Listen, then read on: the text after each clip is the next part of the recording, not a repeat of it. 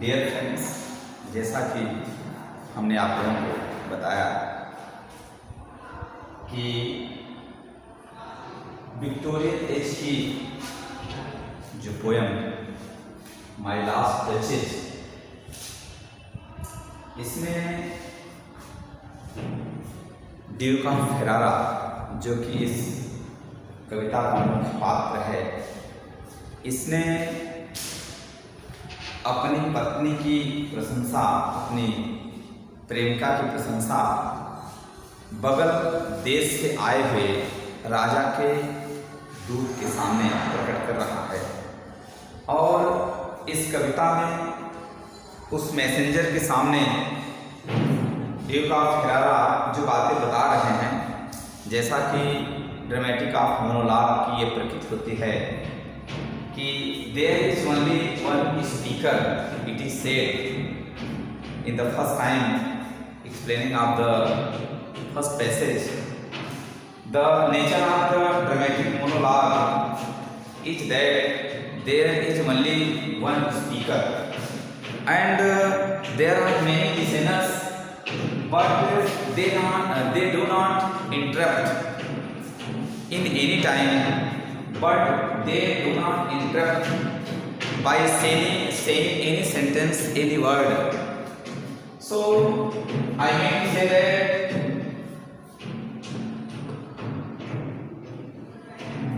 Robert Browning wrote many dramatic lyrics. It was the first every hope, my last touches, meeting at night, parting at morning, a grammarian's funeral, the last leader, last ride together, Christmas Eve and Easter Day.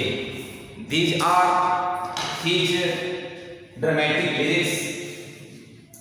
These dramatic lyrics have been written by Robert browning. जैसा कि आप लोगों को about the poet and about the poem, it is said that Robert Browning was born 1812 and died 1889।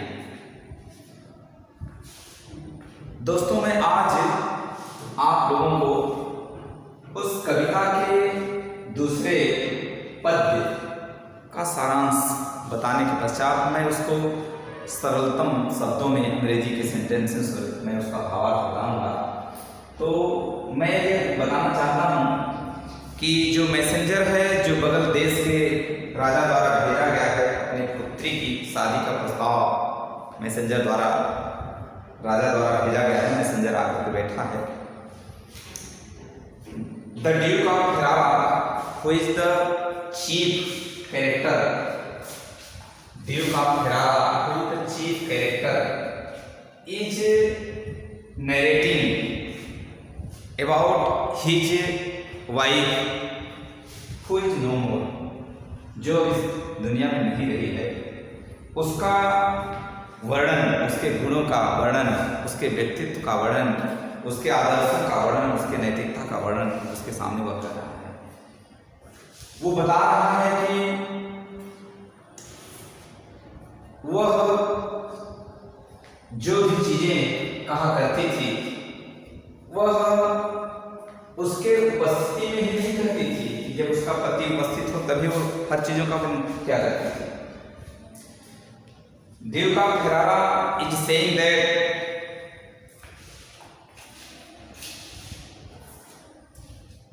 Duchess, my wife, used to blush and smile, not in his presence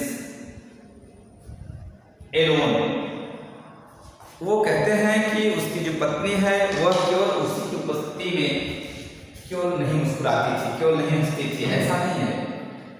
From and off chance to say her mental loss over my lady's wrist too much, इसलिए बताया गया है कि जो painter है फ्रा पेंडॉल्फ वो ये बताता है, वो संकेत करते हुए जब ड्यूक ऑफ फेरारा ये कहते हैं, दिखाते हैं, तो वो कहता है जो पेंटर है उसके बारे में थोड़ा सा बताया गया है कि जब उसके सिर के जो कपड़े हैं वो थोड़ा सा कलाई पर आ गए हैं, इस बात का उसने वर्णन नहीं किया है।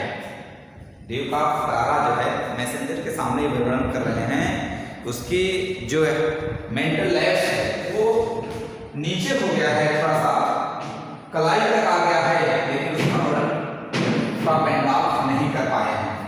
Must never have hope to reproduce the fact half plus that I channel her thought such stuff was courtesy the thought and the cause enough for calling up that spark of joy she had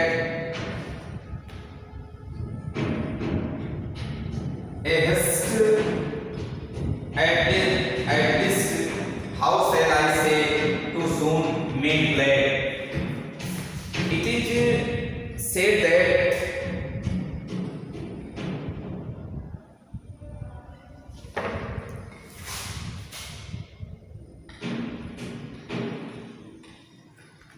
a hurt house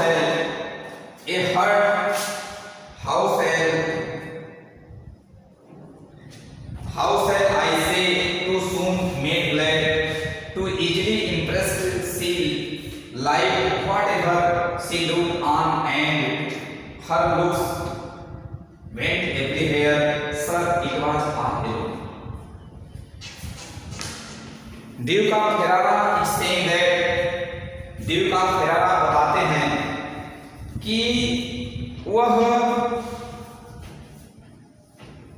इस मुस्कुराहट को वो केवल उसके सामने ही नहीं प्रकट करती थी, बल्कि वह अन्य लोग जो उसके सामने से होकर के गुजरते थे, जो उसके सामने आते थे, जिन चीजों को वह देखती थी, जिन वस्तुओं से वो गुजरती थी, वो सभी के सामने इस प्रकार का बर्ताव, इस प्रकार का व्यवहार किया करती थी।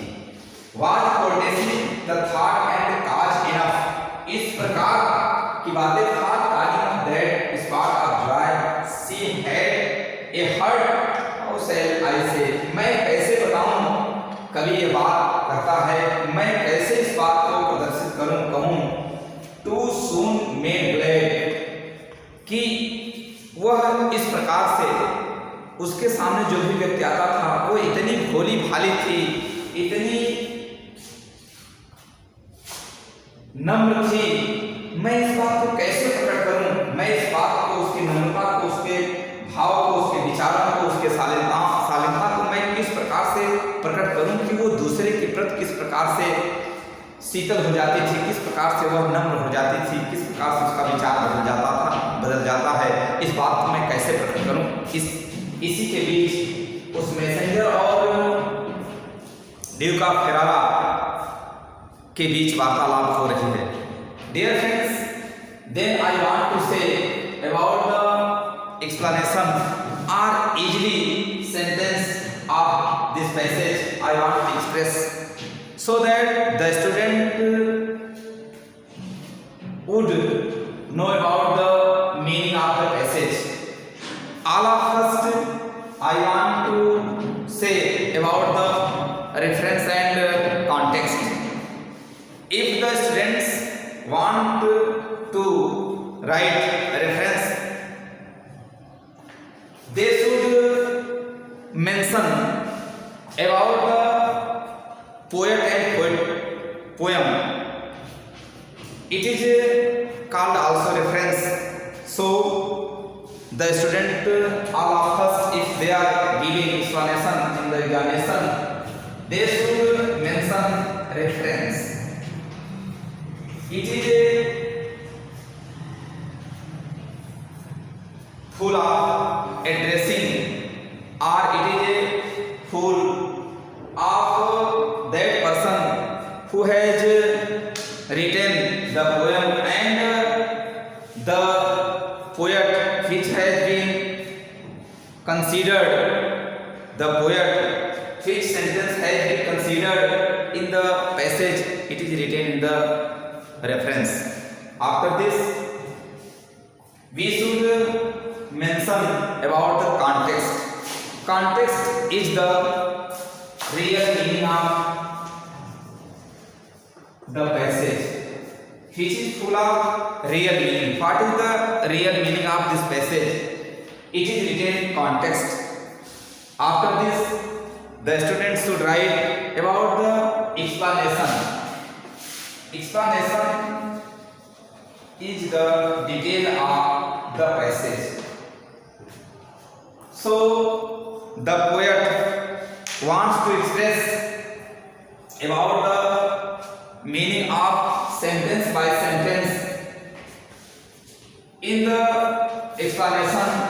So, sir, it was not her husband's presence only caused that spot.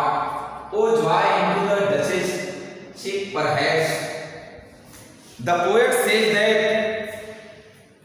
his last wife, called duchess, she has a quality.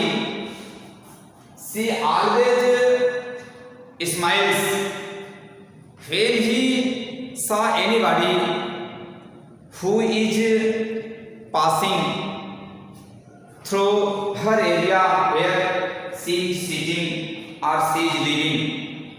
The poet again says that Duchess, my wife, used to blush and smile like that, not in my presence alone.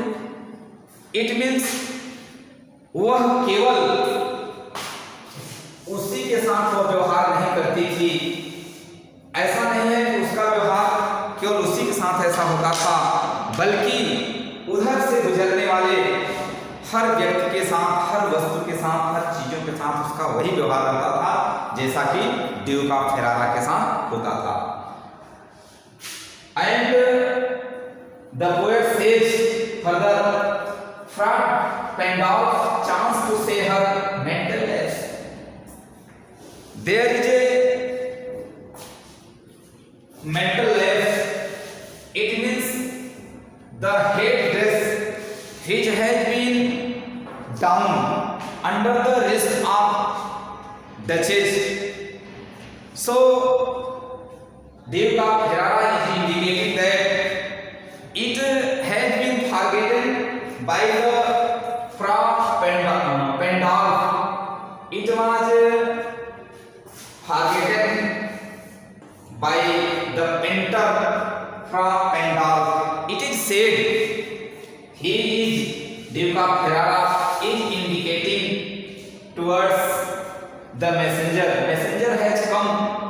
I have told about the first passage. Messenger was sent by the king, which is who is ruling over the Nile country. He sent his messenger with a proposal that he would get the marriage of his lovingly daughter with Duke of Ferrara. While it is said that Duke of Ferrara had become widower. In the first passage, in the summary of this passage, it is said that Duke of Ferrara had become widower, but he is impressing himself. He is like a bachelor. When he is addressing or narrating about his wife, last duchess, he does not want to say about all things matter which has been occurred in his life, in his personal life. So when the messenger has come, it was said from Pendolf chance to say her mental life.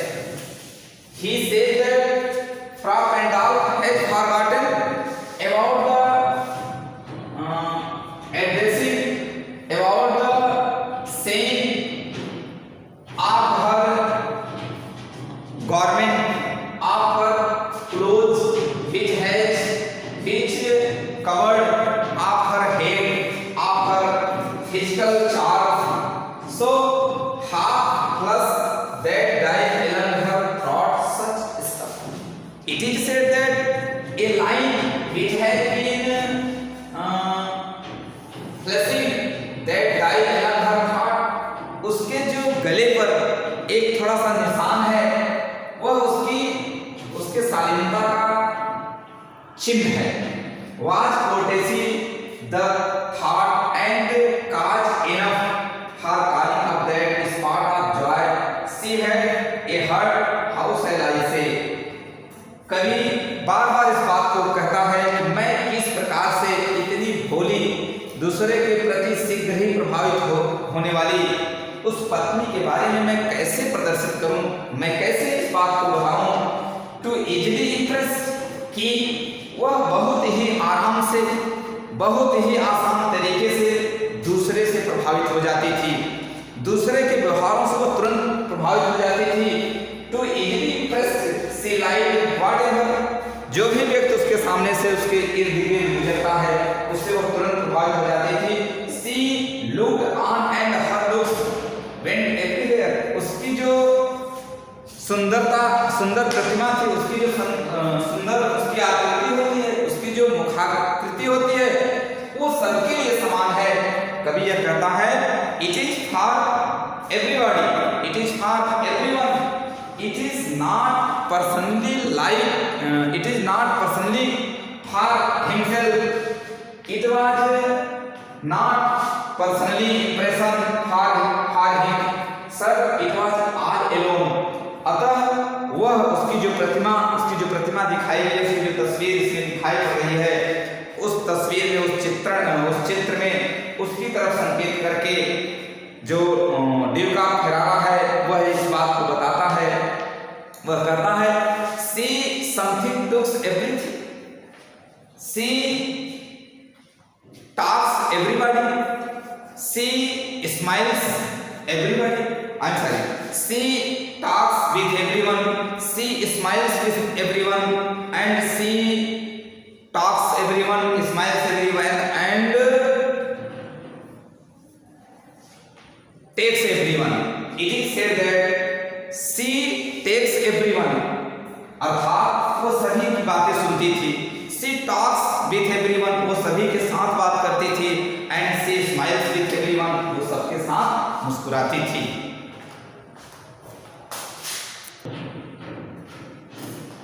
Dear friends, in the third passage, I am going to say about the meaning of the third passage of my last Duchess. In the third passage, it is said that my favor at her breast, my favor at her breast. It is said that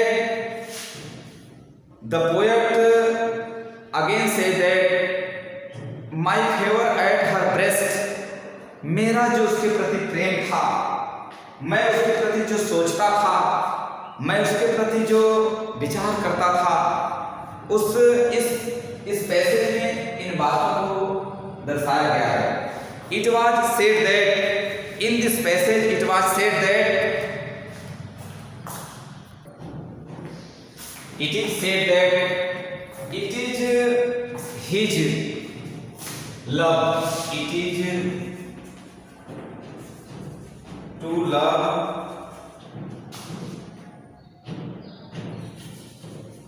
it is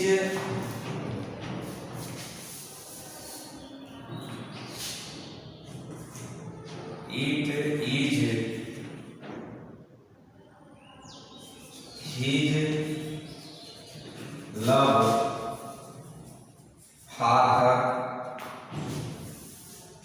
It is said that it is love for her, चाहे उसका प्रेम either अथवा सूर्यास्त के समय मूर्खों द्वारा, सूर्यास्त के समय मूर्खों द्वारा सफेद घोड़े पर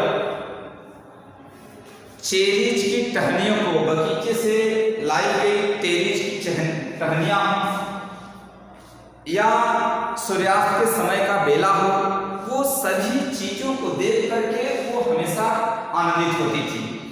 कहने का तात्पर्य है it means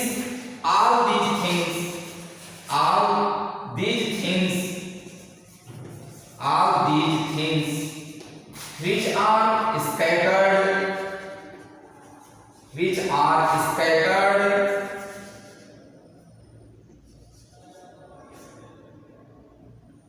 are scattered everywhere. Either the love of himself or the branches of the tree or the white mule. The using of white mule, she had come there while riding on the white mule. She had come there, either the branches of the trees which has been, either the branches of the trees which has been carried from a foolish person for her. She became very pleased on seeing these things. कहने का तात्पर्य है कि उसका चेहरा जो एक लालिमा से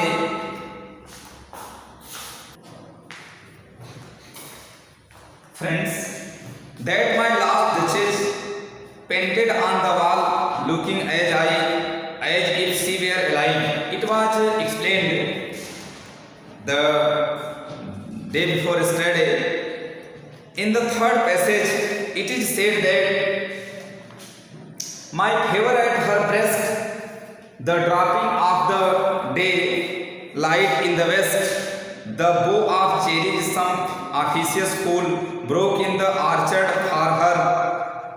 The white mule she rode with round the terrace all and each would draw from her like the approving speech or blush. At least she thanked me main good, but thanked somehow I know not now, as if she ranked my gift of 900 years old name with anybody's gift who had stooped to blame this sort of trifling. It is said that the favor I had did her by making love to her, the favor I did her by making love to like the setting of the sun in the west. It is said that चाहे सूर्य की चमक हो, चाहे पश्चिम में छिपते हुए सूर्य की चमक हो, चाहे मूर्खों द्वारा फलों के बगीचे से लाई गई टहनियां हो, वो सभी के लिए आनंदित होती हैं. सी थैंक्स ऑल एवरीवन, वो सभी को धन्यवाद देती है. And broke in the orchard for her the white mule, या उस सफेद घोड़ी से जिससे वो चढ़कर आई हो, सभी को देख कर वो मुस्कुराती है. She rode with round the terrace all and each would draw from her like the approving speech or blush. At least she thanked men good, but thanked somehow I know not now, as if she ranked my gift of 900 years old name. चाहे मेरे घर की 900 वर्ष पुराने प्रतिष्ठान हो, उसके प्रति उसका कोई मूल्य नहीं है. कवि के कहने का तात्पर्य है, the poet meant to say that the renown of his house which has been built before 900 years, there is no any value in her thought, there is no any value of his house which has been built before 900 years, there is no value in the view of Duchess, in the view of his wife. He again says that with anybody's gift who had stooped to blame this sort of trifling, the poet again says that it is too much for him. It is too much for him. This insulted manner cannot be absorbed anymore. So he stoops. She stoops. Who would stoop to blame this sort of trifling? Means कोई भी बंदा, कोई भी व्यक्ति इससे ज़्यादा, इससे दूर कोई भी अपने स्तर को गिराना पसंद नहीं करेगा. अर्थात उसकी जो पत्नी थी वो इस प्रकार के व्यवहार कर करके, इस प्रकार से लोगों को तवज्जो दे करके अपने स्टैंडर्ड को थोड़ा सा गिरा रही थी. कवि के कहने का तात्पर्य है कि इस पैसेज में कवि यह कहना चाहता है, मैसेंजर के सामने यह स्वभाव को कोई भी व्यक्ति और आगे तक सहन नहीं कर पाएगा।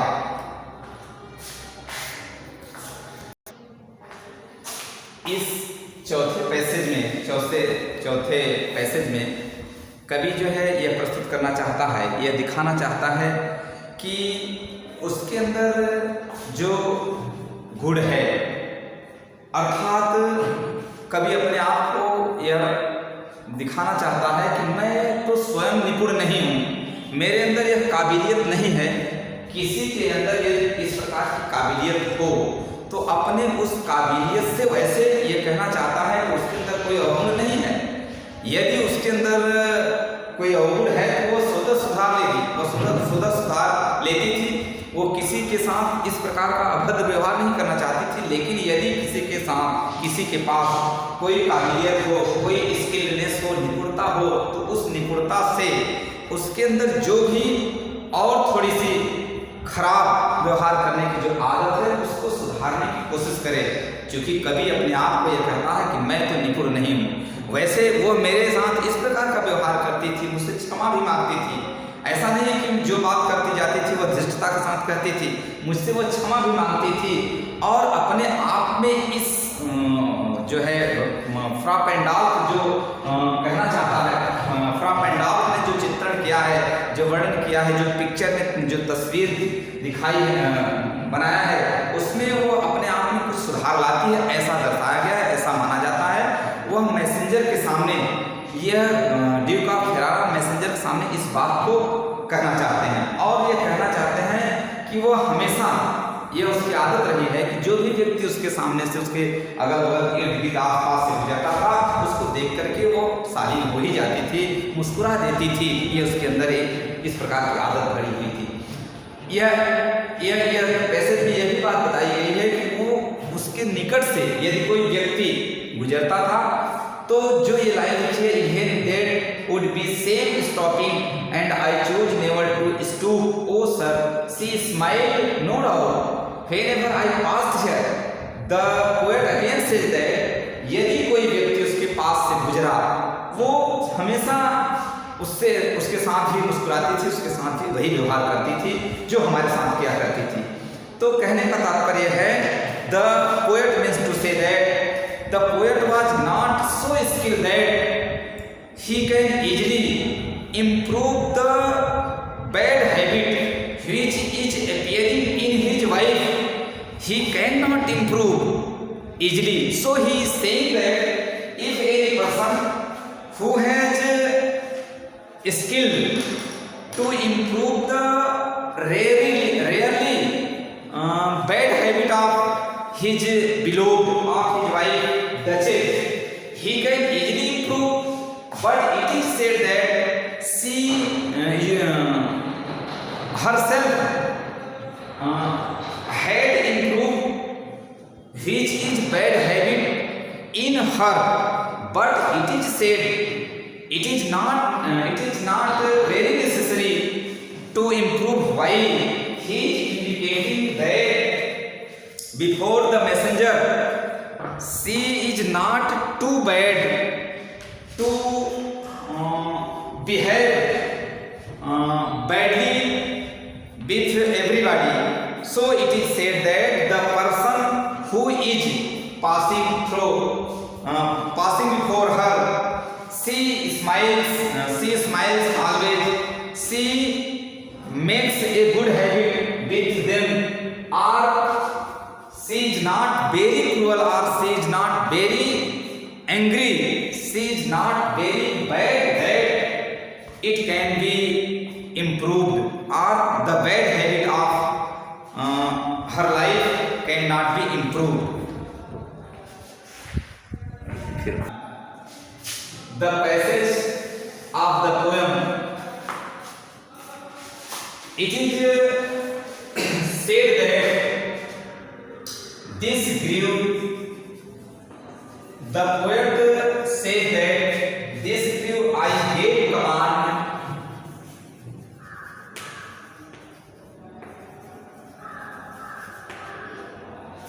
she was not agree his advice. So when she did not stop her bad habit, the poet gave him command. Means the poet ordered, or his husband Duke of Ferrara ordered. I gave command means the Duke of Ferrara gave order. What is order? Then all smiles. He says that. Then all smiles. All smiles means the habit which has been in his wife. These habits, some habits are very bad. In the view of the poet, he says this view, जब वह नहीं मानती है, वो अपनी आदतों पर सुधार नहीं लाती है, तो जो कवि है, जो उसका पति है, वो उसको एक आदेश देता है और कहता है, यह समझाते हुए उस दूत के सामने यह समझाते हुए कहता है कि अब इसकी सारी मुस्कुराहट रोक दी जाएगी। अर्थात यह जो इस प्रकार से बर्ताव कर रही है, इस प्रकार का व्यवहार कर रही है, वो सारी आदतों को अब मैं रोक दूंगा। ये कवि कहता है। क्या कहता है? Then all smiles stop together. There she stands. There she stands means the picture which is in the portrait, or the portrait which is appearing. There she stands. He indicates to the messenger the picture or the physical charming body or physical body of the of his wife which is in the wall. It will be dermissed or it will be forbidden. ये रोक दी जाएगी। क्यों रोक दी जाएगी? बताता है as if alive, जबकि अभी वो समझा रहा है कि जैसे ऐसे लगता है कि वो अभी जीवित है।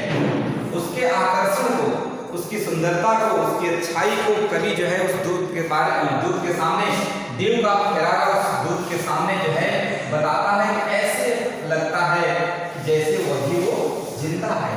उसके आकर्षण, उसके व्यवहार ऐसे मालूम पड़ते हैं जैसे अभी वो जिंदा है। लेकिन उसका जो व्यवहार था वो कवि को अच्छा नहीं लगता था। Will it please you arise? Will please you arise?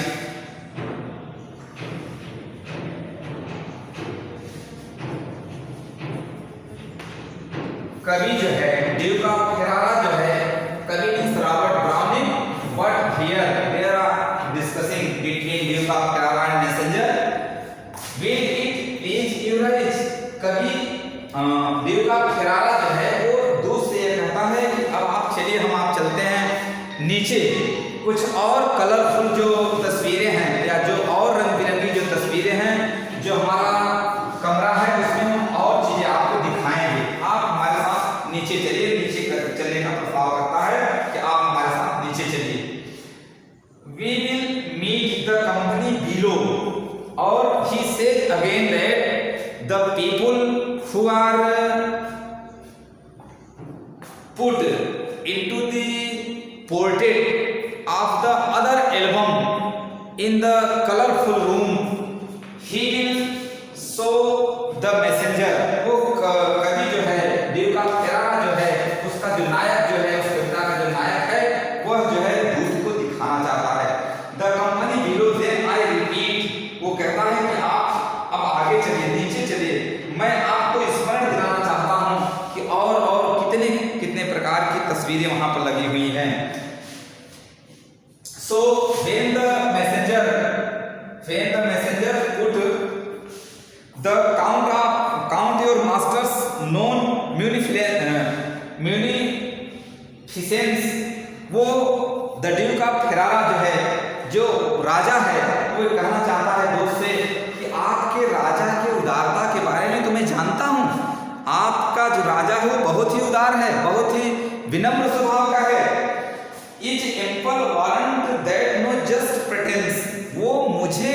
या जो भी चीजें मुझे अपनी लड़की की शादी के अलावा जो भी मन बनाया होगा मुझे देने के लिए, उसमें किसी प्रकार से बहाना नहीं करेगा, क्योंकि मैं आपके राजा के उदारता के बारे में जानता हूँ। Is ample warrant that no just pretence of mind of dowry will be disallowed, जैसा कि वो बताता है it is no allowed. Duke of Ferrara again say that it is no allowed, ये मेरी तरफ से दहेज लेने वाली बात नहीं की जा रही है कि मैं आपसे दहेज की बात करता हूं। It is no allowed, it is no allowed, it is no allowed that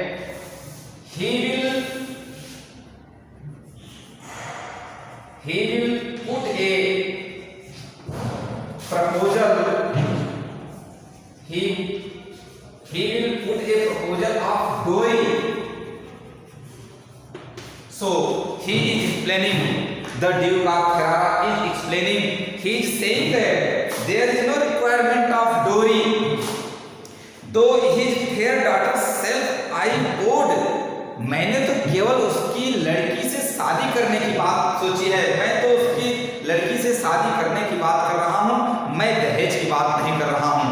in this passage the poet again says that there is a silent feature of the duke of Ferrara, यहाँ पर Duke of Ferrara की जो आंतरिक भावनाएं हैं, आंतरिक विचार है, जो कि फ्रा पेंडाल्फ द्वारा बताई नहीं जा रही हैं, लेकिन उसके विचारों से, उसकी मुखाग्नि से, उसके मुखाकृति से, उसके व्यवहारों से, उसके आचरण से ऐसा मालूम पड़ता है कि वह और लोभी है और लालची है, उसके मन में दहेज लेने के भी लालच है, ऐसा इसमें दर्शाया जा रहा है। ए स्टार्लिंग इज माई ऑब्जेक्ट ने विल गो, ऐसा नहीं, ये मेरा कोई उद्देश्य नहीं है, मैं ये नहीं कहना चाहता हूँ कि मैं जो है आप से जो है दहेज की बात करता हूँ, मैं तो उनकी पुत्री की शादी की बात करता हूँ, उनकी पुत्री की शादी से, मैं उनकी पुत्री से शादी क्यों करूंगा। सर नोटिस नेपच्यून, तो he again says that Duke of Ferrara is indicating a statue is hanging on the wall, it is a statue of Neptune, Varun देवता की एक तस्वीर को दिखाता है, वह वरुण देवता जो समुद्र देवता कहे जाते हैं, नेपच्यून को वरुण देवता या समुद्र का देवता कहा जाता है, उसको वह दिखाता है। टुगेदर डाउन सर, आइए नीचे चलते हैं। नोटिस देखिए, नेपच्यून की बात करता है, नेपच्यून को दिखाता है। दो टेमिंग ए सी हॉर्स, जो एक समुद्री घोड़ा पर सवार होकर के चलते हैं, कौन? वरुण देवता, जो एक समुद्री घोड़ा पर सवार होकर के चलते हैं। थॉट ए रेयरली, इनको नियंत्रण पाने की दृष्टि को, इनको नियंत्रित करने की बात को यहाँ दर्शाई गई है। Which Claus of Innsbruck cast in bronze for me, जिसको जो क्या कहते हैं कि एक शिल्पकार है, द ब्रांजो, वह शिल्पकार जिसका नाम है Claus of Innsbruck, Claus of Innsbruck, which is the name of sculptor, Claus of